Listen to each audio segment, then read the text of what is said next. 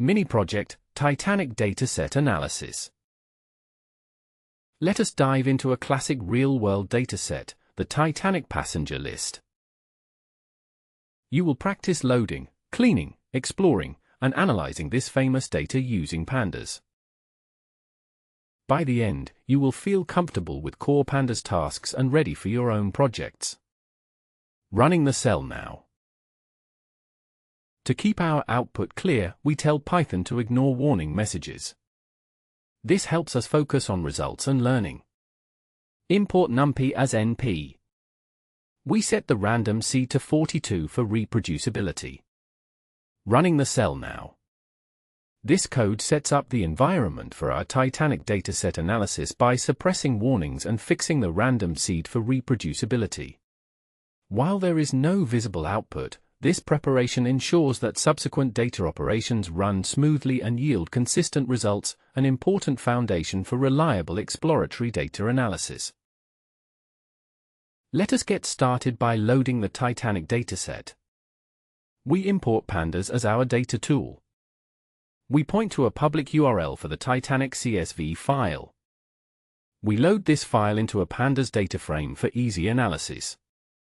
Now we print the shape, that is, how many rows and columns are in our data. We take a quick look at the top 3 rows to understand what our data looks like. Running the cell now. This output shows that the Titanic dataset contains 891 rows and 12 columns, indicating passenger records with various attributes. The first 3 rows display key information like passenger ID, survival status, class, name, sex, age, and fare, helping us understand the structure and types of data we'll analyze.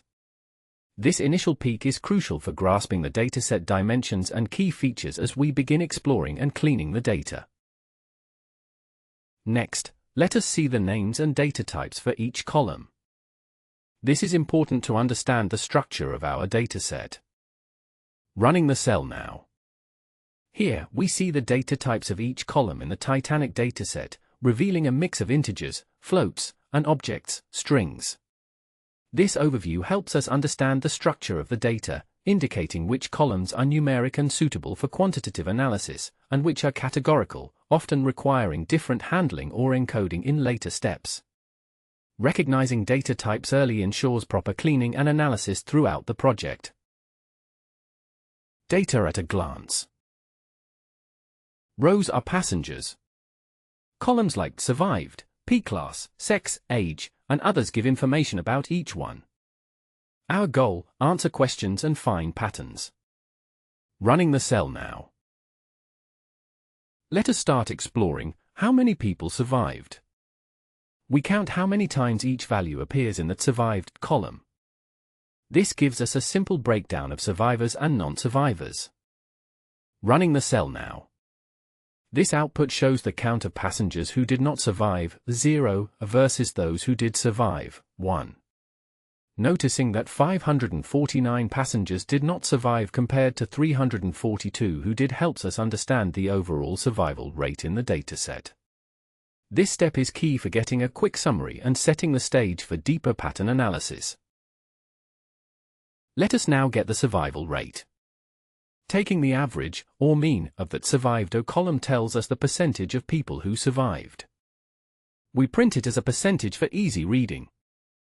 Running the cell now. This output shows that about 38.38% of the passengers survived, which gives us a quick overall picture of the dataset's outcome.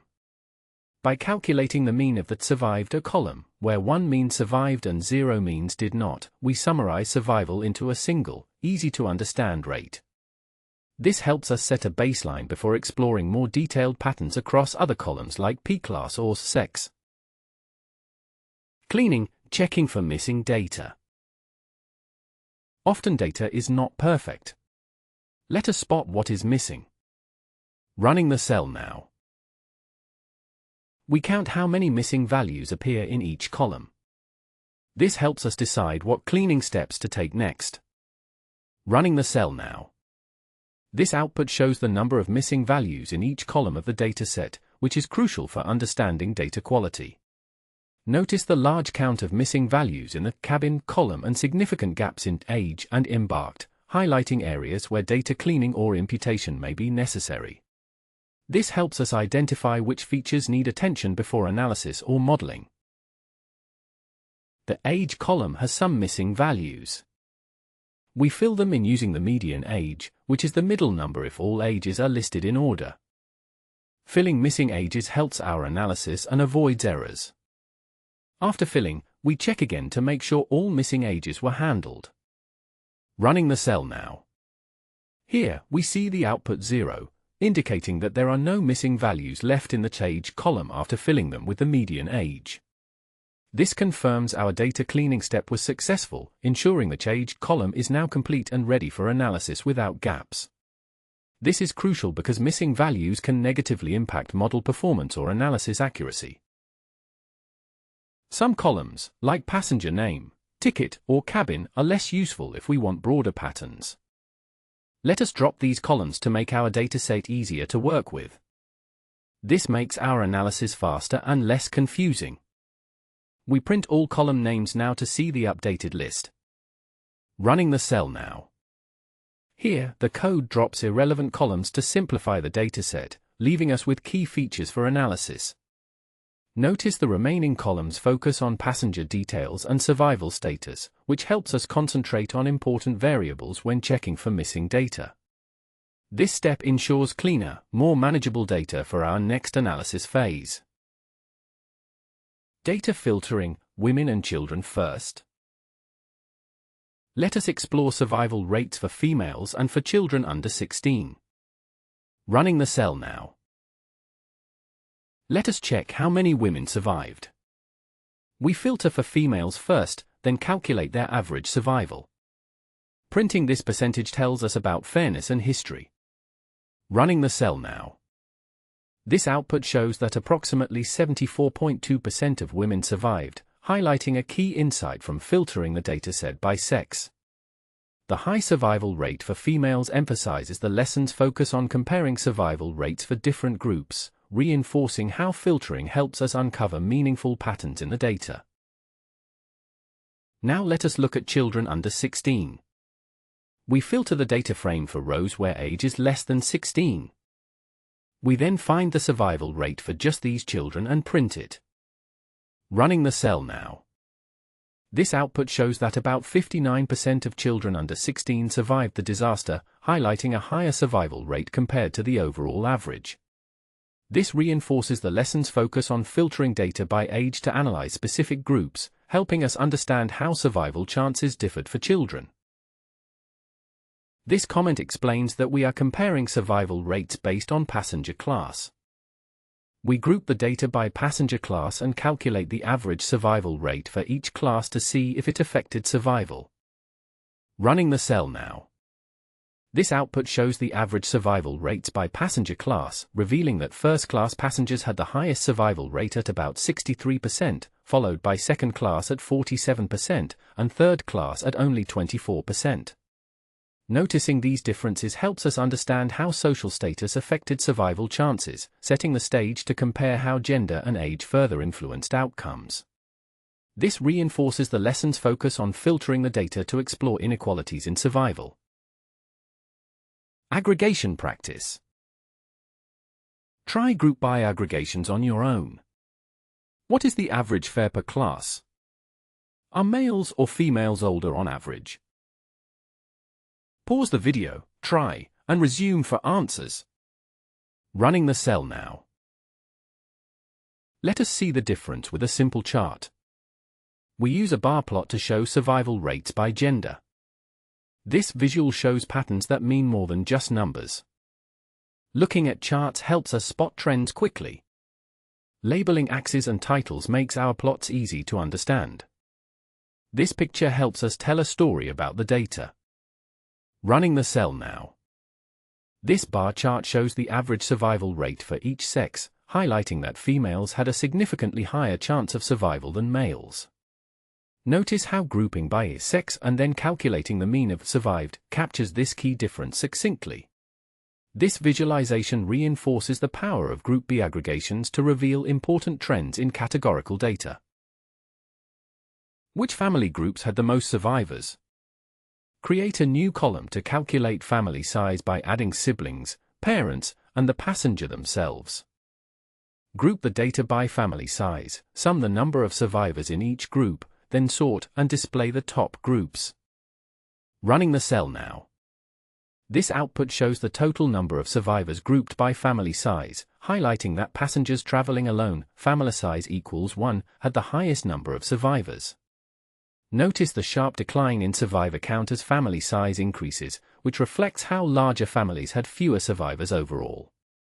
This aggregation helps us explore patterns in survival rates based on family groupings, reinforcing the value of grouping and summing data to uncover insights. Feature engineering means adding new columns from what we already know.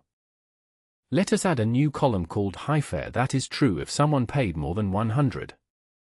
Seeing value counts tells us how many passengers paid these premium fares. Running the cell now. This output shows the distribution of the new high fare feature, created to identify passengers who paid more than 100. Notice that the majority, 838 passengers, paid fares not considered high, while only 53 did. This sets the stage for comparing aggregated statistics, like average fare or age, between these fare groups in later analyses. Try making your own feature next, like is minor for passengers under 18. Recap: what have you practiced? Loading, inspecting, and summarizing Titanic data. Cleaning, handling missing data and dropping columns. Filtering by gender, age, and class. Grouping and aggregating for useful summaries. Creating new features. Mini visualizations. Next, try the challenge below and let us know what else you want to learn. Running the cell now. Let us try a challenge together. Can we find the average ticket price paid by women who traveled in first class? This uses both filtering and aggregation, an important combo in Pandas. Running the cell now. This output shows the average fare paid by women traveling in first class on the Titanic, calculated by filtering the dataset for females in first class and averaging their fares. Notice how this operation combines filtering and aggregation, reinforcing how to extract specific subgroup insights from the data. This connects to the lesson's intent of using conditional filtering and summary statistics to understand passenger characteristics. Can you change the filter for men in third class? Share your result. And if you are finding this useful, give the video a thumbs up and subscribe. Nice work! Practice next steps. Experiment by changing the filters, columns, or aggregation methods. Write your own new mini reports answering new questions. Keep learning, and see you in the next lesson. Running the cell now.